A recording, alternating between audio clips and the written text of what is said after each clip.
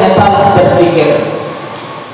Salah berpikir akhirnya sampai kepada salah ucap, salah kata, bahkan sampai kepada salah berbuat. Selama ini kita menganggap ada orang yang susah, berarti dia sedang ditolak oleh Allah Subhanahu wa Ta'ala. Ada orang miskin, melarat, berarti dia sedang dimurkai oleh Allah Subhanahu wa Ta'ala. Ada orang yang sakit, tak sembuh-sembuh dari penyakitnya, kita beranggapan bahwa dia sedang tidak diridhoi oleh Allah Subhanahu wa Ta'ala. Akhirnya macam-macam, segala sesuatu bentuk yang tak baik selalu kita sangkutkan kepada Allah yang tak menyukai ataupun tidak meridhoi orang tersebut. Bahwa kita ditolak ataupun dicintai oleh Allah Subhanahu wa Ta'ala bukan berupa keadaan, kemiskinan, kehidupan yang tak kunjung membaik, penyakit yang tak kunjung sembuh, bukan menjadi salah satu tolak ukur daripada tanda Allah menolak atau mencintai kita, tanda dari Allah ridho atau tidak kepada kita. Maka apa kata Syekh Hasan Al-Basri di dalam kitab Jami'ul Ulum wal Hikam, min alamati i'radillahi 'anil 'abdi, salah satu tanda Allah menolak seorang hamba, ayaj'ala suhlahu fima la ya'ni, Allah jadikan seorang hamba itu sibuk mengurus sesuatu hal yang tak penting. Allah jadikan hamba itu sibuk mengurus sesuatu yang tak bisa dijadikan sebagai bekal saat menghadap Allah Subhanahu wa Ta'ala. Begitu bunyinya dalam kitab Jami'ul Ulum wal Hikam yang ditulis oleh Imam Hasan Al-Basri, bahwa tanda seorang hamba itu ditolak oleh Allah, Allah jadikan hamba itu sibuk mengurus sesuatu yang tak bisa dijadikan sebagai bekal saat menghadap Allah Subhanahu wa Ta'ala. Mari kita merenung sejenak. Hari ini yang masih sibuk dengan ladang sawitnya, hari ini yang masih sibuk dengan game online-nya, hari ini yang masih sibuk dengan lagunya, hari ini yang masih sibuk ingin memperbarui rumah, harta, mobil, kereta kencananya, hanya ingin berlomba dengan orang-orang yang ada di sekitarnya, maka ini adalah salah satu tanda Allah menolak kita, tanda Allah tidak ridho kepada kita, tanda Allah sedang murka kepada kita. Begitu kata Syekh Hasan Al-Basri, bahwa seorang hamba itu akan ditolak oleh Allah, maka Allah jadikan seorang hamba itu sibuk mengurus sesuatu hal yang tak penting, mengurus sesuatu yang tak bisa dijadikan bekal untuk menghadap Allah Subhanahu wa Ta'ala.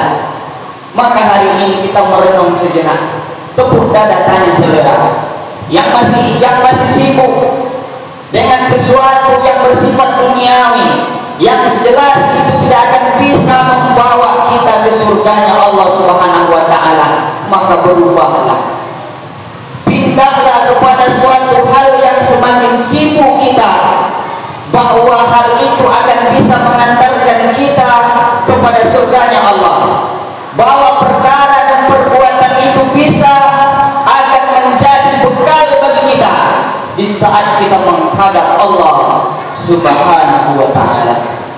Hari ini banyak orang yang masih sibuk dengan berasnya, beras untuk fakir miskin dan anak yatim, yang tergetuk hatinya untuk mengumpulkan beras dari rumah ke rumah, dari pintu ke pintu, untuk memberi makan anak yatim yang ada di panti asuhan. Teruskan. Hari ini yang masih sibuk dengan hafalan Qur'annya, teruskan, karena itulah yang akan menjadi bekal di saat kita menghadap Allah Subhanahu wa Ta'ala. Hari ini juga ada orang yang masih sibuk menabung rupiah demi rupiah, infak untuk membangun masjid, uang yang dititipkan Allah, harta yang diberikan Allah, hasil dari jerih payah keringatnya, dia kumpulkan rupiah demi rupiah untuk membangun masjid. Teruskan, karena itulah yang akan menolong kita di hadapan Allah Subhanahu wa Ta'ala. Tapi bagaimana dengan kita yang hari ini masih sibuk dengan handphonenya, yang masih sibuk dengan game online-nya, sehingga lupa kepada Allah Subhanahu wa Ta'ala, sehingga lupa bahwa hidup ini hanya sementara, sehingga lupa bahwa kita di dunia ini hanya sebagai seorang perantau. Kita akan kembali kepada Allah. Lalu apa yang akan kita bawa di saat kita sudah kembali kepada Allah Subhanahu wa Ta'ala? Iza jaa ajaluhum, ketika ajal itu sudah sampai, la yastakhiruna sa'atan, maka dia tidak bisa diundur walaupun hanya sekedip mata. Wala yastaqdimun, dia tidak akan bisa dimajukan. Berapa banyak orang yang divonis mati kata dokter, tapi tak mati kata Allah. Tapi berapa banyak orang yang akan menyangka, lalai, terlelap dalam mimpinya menikmati keindahan dunia ini. Dia menyangka bahwa dia akan hidup selamanya di dunia ini. Tapi sampai pada masanya, malaikat maut datang melaksanakan tugasnya. Yang keluar dari mulut hanyalah, oh kematian akhirnya datang juga. Anasunya, manusia itu tidur kata Ali. Falamma matu intabahu, ketika ia mati barulah dia terbangun dari tidur panjangnya. Maka hari ini sebelum ajal itu datang, sebelum masa kita sudah sampai, maka perbanyaklah amal. Sibukkanlah diri kita dengan ibadah, sibukkan diri kita dengan perkara-perkara yang suatu saat nanti perkara itu bisa menjadi bekal bagi kita di saat menghadap Allah Subhanahu wa Ta'ala. Hari ini bukankah kita tidak bisa mengambil pelajaran? Beberapa hari yang lalu, bahkan sampai hari ini, di mana-mana, baik di tempat orang lain, bahkan di tempat kita, 2 orang, 3 orang yang dipanggil oleh Allah dalam satu hari. Kemanapun kita berjalan, pasti ada kain putih yang bergelantungan di pinggir jalan. Apa tandanya bahwa kita sudah semakin dekat dengan Allah? Apa tandanya bahwa kita sudah semakin dekat dengan ajal? Wa kafa bil mauti wa'idha, cukuplah kematian menjadi nasihat. Nasihat yang tak berbunyi dan tak bersuara, nasihat yang diam 1000 bahasa. Wa kafa bil mauti wa'idha, jadikanlah kematian itu sebagai nasihat, pelajaran. Kita lihat hari ini saudara kita yang dari pagi masih bisa ketawa, cekakak, cekikik dengan kita, tak kita sangka dan tak kita duga, sorenya beliau sudah almarhum menghadap Allah Subhanahu wa Ta'ala.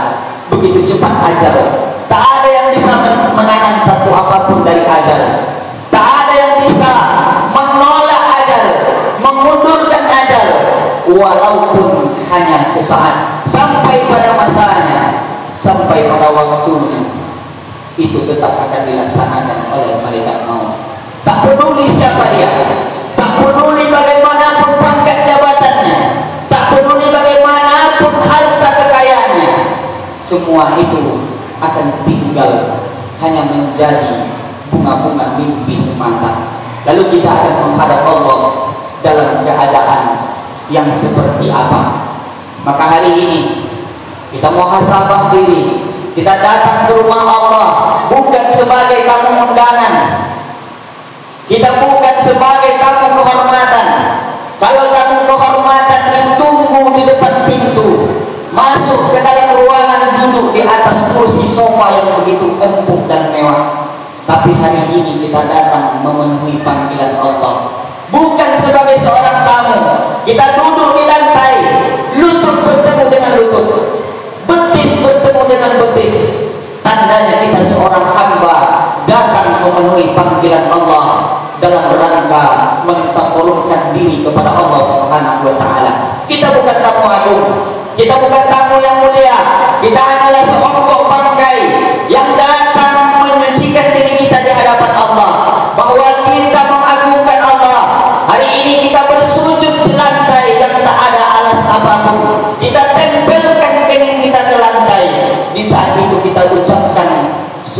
rabbiyal a'la wa bihamdi.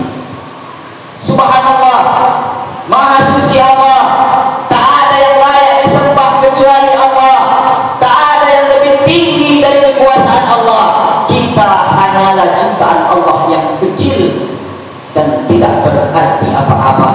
Tapi andaikan kita berlalai di dunia ini, tapi andaikan hari ini kita masih sibuk dengan perkara yang tak bisa menolong kita di hadapan Allah, ismasita fa innaka mayyit, hiduplah sesuka hatimu, hiduplah sebagaimana engkau mau, fa inna mayyit, maka sesungguhnya engkau akan mati.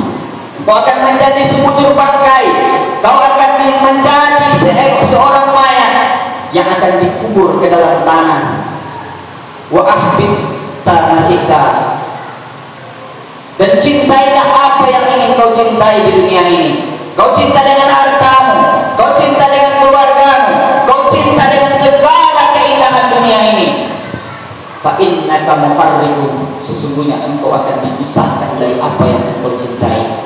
Maka oleh karena itu, yang hari ini masih sibuk dengan perkara-perkara yang tak bisa menolong orang, apalagi menolong kita di hadapan Allah Subhanahu wa taala, tinggalkan.